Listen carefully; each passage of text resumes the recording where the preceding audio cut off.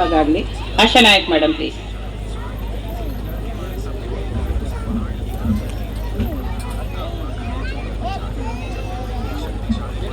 ಎಲ್ರಿಗೂ ನಮಸ್ಕಾರ.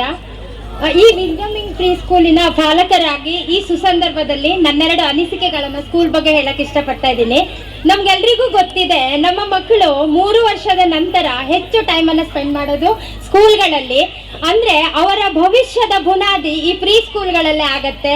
ನಮ್ಮ ಸಿದ್ದಾಪುರದಂತಹ ಹಳ್ಳಿಗಳಿಂದ ಕೂಡಿದ ಈ ಪ್ರದೇಶದಲ್ಲಿ ಇಂತಹ ಅಡಿಪಾಯವನ್ನ ವಿಸ್ಡಮಿಂಗ್ ಪ್ರೀ ಸ್ಕೂಲು ಹಾಕೊಡ್ತಾ ಇದ್ದಾರೆ ಅಂತ ಹೇಳೋಕೆ ನಂಗೆ ತುಂಬಾ ಖುಷಿ ಆಗ್ತಾ ಇದೆ. ನಾ ಹೇಳೋ ಮಾತು ಉತ್ಪ್ರೇಕ್ಷೆ ಅನ್ಸ್ಬೋದು. ಇಲ್ಲಿರುವಂತಹ LKG ಮತ್ತು UKG ಮಗು, ಪ್ರತಿಯೊಂದು ಮಗು ಕೂಡ ನ್ಯೂಸ್ ಪೇಪರ್ ಅನ್ನ ಓದೋಕೆ ಪ್ರಯತ್ನ ಪಡ್ತಾ ಇದೆ. ಇಂಗ್ಲಿಷ್ ಸೆಂಟೆನ್ಸ್ ಅನ್ನ ಈಸಿಯಾಗಿ ಓದ್ತಾ ಇದೆ.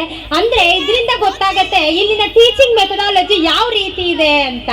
ಮೌಲ್ಯಾಧಾರಿತ ಶಿಕ್ಷಣ ಇರ್ಬೋದು, ಪ್ರಾಯೋಗಿಕ ಕಲಿಕೆ ಇರ್ಬೋದು, ಈ ಒಂದು ಸಂಸ್ಥೆಯ ಜೀವಾಳ ಆಗಿದೆ. ಅಂದ್ರೆ ಈ ಚಿಕ್ಕ ಮಕ್ಕಳನ್ನ ನೋಡ್ಕೊಳ್ಳೋದು ಅಷ್ಟು ಈಸಿ ಕೆಲಸ ಅಲ್ಲ.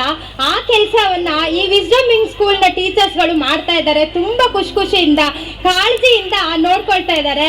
ಇಲ್ಲಿಯ ಕೇರ್ ಟೇಕರ್ ರೋಜಾ ಆಂಟಿ ಸಹನೆಯನ್ನ ಈ ಕ್ಷಣದಲ್ಲಿ ಶ್ರಮಿಸಲೇಬೇಕು. ಅವರ ಸಹನೆಗಂತೂ ತುಂಬಾ ಥ್ಯಾಂಕ್ಸ್. ಇವತ್ತು ಅಂತಾರಾಷ್ಟ್ರೀಯ ಮಹಿಳಾ ದಿನ.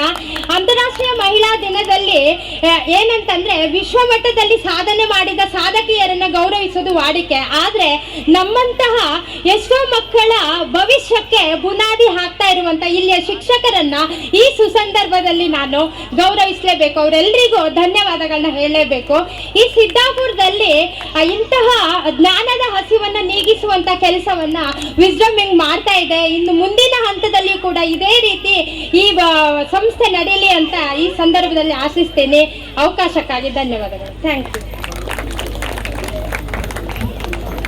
ಅಚ್ಚುಕಟ್ಟಾಗಿ ಮಾತನಾಡಿದಂತ ಆಶಾ ಅವರಿಗೆ ಧನ್ಯವಾದಗಳನ್ನ ಹೇಳ್ತಾ